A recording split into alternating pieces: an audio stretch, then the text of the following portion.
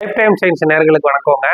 இப்போ இன்னைக்கு பார்க்குறது என்னன்னா கடக லக்னம். கடக லக்கணத்துக்கு சுக்கிரன். கடக லக்கணத்துக்கு சுக்கிரன் கெட்டவராகவே வந்துடுறாருங்க. அவர் 4-11 கூடியவராக வர்றாரு. அவர் மட்டும் நல்ல இடங்கள்ல இருந்தா யோகத்தை கொடுக்குறாருங்க. அவர் சரியில்லாத இடங்கள்ல இருந்துட்டாருன்னா அந்த ஜாதகரை கெடுத்துடுறாருங்க. இப்போ உதாரணத்துக்கு அவர் 6-12 அந்த மாதிரி லக்னத்திற்கு 6-12 மறையும் போது அவருக்கு யோகத்தை கொடுக்குறாரு. மற்ற இடங்கள்ல இருந்தா என்னென்ன பண்றாரு, எப்படி வருது அப்படிங்கிறத இப்ப நான் உங்களுக்கு ஒரு சார்ட்ல போட்டு கட்டுறேன் பாருங்க. கடக லக்னங்க.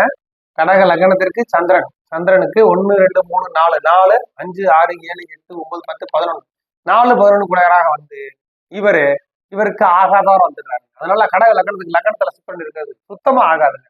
கெடுதல் தாங்க பண்றாரு. நீங்க எந்த ஜாதத்துல வேணாலும் பார்த்தா தெரியும். 2ல இருந்தாலும் சூரியனை விடு அங்க இருந்தாலும் கெடுத்துறாரு. 2 தனஸ்தானமா இருந்து சுபகிரகமா இருந்தாலும் இங்க இருக்கக்கூடாது. 3ல இருக்கலாம். லக்னத்துக்கு 3 நீசம் அடைஞ்சாலும் பரவாயில்லைங்க. அவர் நீசம் அடைகிறது நல்ல யோகம். நீசம் அடைஞ்சு சுக்கிரன் 3ல் மறைவது யோகம் தாங்க. 4ல சொந்த வீட்டுல இருக்கிறது இவர் பொருளாதாரத்தை கொடுத்து மன நிம்மதியை கெடுத்துடுறாருங்க. அதனால இந்த இடம் சுத்தமா ஆகாது. இருக்கிறதுலே மோசமா இருக்கு இந்த இடம். 5 மூலத்திரிகம் இருக்கக்கூடாது. 6ல இருக்கணும். இங்க இருந்தா யோகத்தை கொடுக்குறாரு. 7ல இருக்கக்கூடாது. திருமண வாழ்க்கையில பிரச்சனை பண்றாரு. 8ல இருக்கலாம். 8ல இருந்தா நல்லது பண்றாரு. 9ல இருந்தா நிறைய பொருளாதாரத்தை கொடுத்து கெட்ட வழிகள்ல செலவழிக்கிறாரு. 10 5க்கு சொன்ன மாதிரியே செவ்வாழை வீடு இங்க இருந்தா அவர் நல்லதுல பண்றதே இல்லைங்க.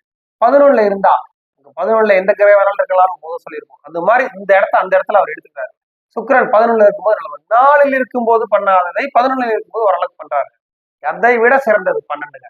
இந்த 12ல இருக்கணும் ஜாதகத்துல 6, 8, 12 நான் சொன்ன மாதிரியே வந்துச்சு பாருங்க. 3, 6, 8, 12ல நல்ல யோகத்தை கொடுக்குறாரு. சந்திரன் 9ல இருக்கக்கூடாது. 11ல சும்மா இருங்க. உங்க ஜாதகத்துல எப்படி இருக்கு அப்படிங்கறத நீங்க பாருங்க.